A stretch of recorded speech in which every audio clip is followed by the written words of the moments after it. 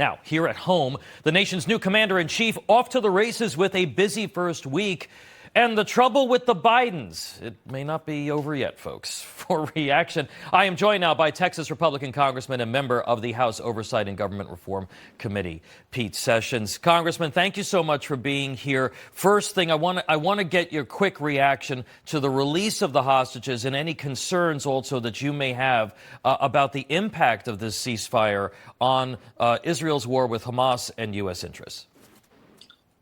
I would say to you that Donald Trump is the key to much of not just the release, but also the pressure that he exists and puts on to this entire matter. Donald Trump brings America's prestige, but he is our president and commander-in-chief with enormous resources to move forward. I'm so proud of what has happened. The Israeli people are brave people who we will continue to support, and Donald Trump, as our commander-in-chief, has his hands on that pulse. Congressman, clearly a new day in Washington and for America. Trump seems to be working at breakneck speed in a number of areas, in particular immigration. ICE already arresting over 500 criminal illegals nationwide, sending hundreds of National Guard members to the border, declaring a national border emergency. When you speak to law enforcement officials in Texas, is this change in approach starting to have an impact among them and certainly along the border?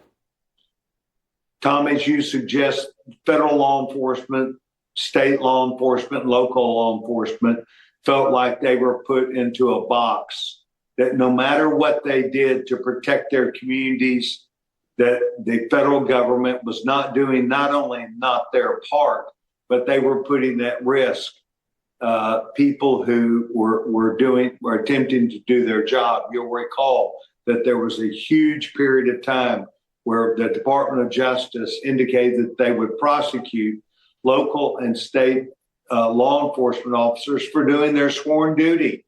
So there is a huge bit of not just understanding that they now are able to perform their duties to protect their citizens and the American citizens, but that they have a working partner. And that working partnership is something that we have spoken about my entire life. Yeah. That is important that the feds and local people see eye to eye on their duty and their job.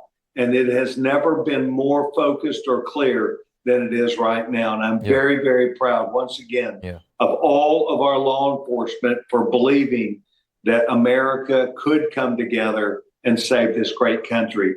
Amen to Donald Trump. Well, Tom Homan's he's just getting warmed up, and he's got a big job to do. Congressman, I got to ask you about this. I know Republicans, Democrats, people all across the country were appalled on Monday when literally on his way out the door, President Biden preemptively pardoned his family. Your chairman, Oversight Chairman James Comer, released a statement saying, in part, quote, President Biden's preemptive pardons for the Biden crime family serve as a confession of their corruption as they sold out the American people to enrich themselves. Our investigation revealed that at least 10 members of the Biden family and their associates raked in over $30 million by selling Joe Biden's influence to corrupt foreign entities. This, of course, after Biden vowed not to use the pardon power or abuse the pardon power. Watch this. I'm not going to do anything. I said I abide by the jury decision. I will do that, and I will not pardon him. Will you accept the jury's outcome, their verdict, no matter what it is? Yes. Have you ruled out a pardon for yourself or any other additional members of the family? For myself? Yes, sir. Well, what did I pardon myself for? That's what I'm asking. No, I have no contemplation of pardoning myself for anything. I didn't do anything wrong. Sir, I know there's a lot of outrage on Capitol Hill. Will there be additional investigations into the Biden family, the alleged crimes of the January 6th committee, and will these preemptive pardons be challenged in some way?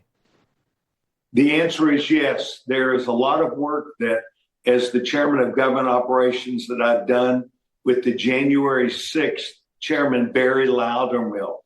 Mr. Loudermilk and I began working on January 6th several years ago, and an incredible amount of data and information.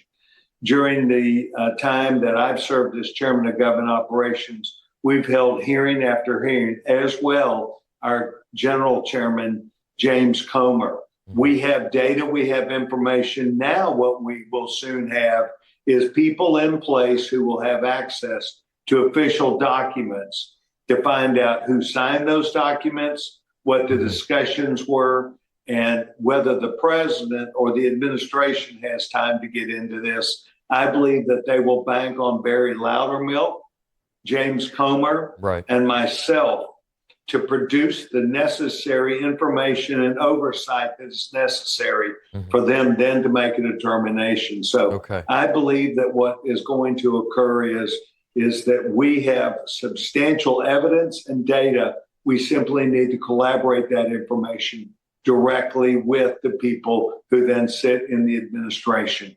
Of particular note is the Treasury Department, the Internal Revenue Service, and the U.S. Attorney's Office that is in Washington, D.C., that now we have an acting U.S. attorney who sits in that, and Ed Martin is a very valuable asset to this investigation. Ed Martin is a person who is not just an understanding of law and order, but he is interested in making sure that justice is served.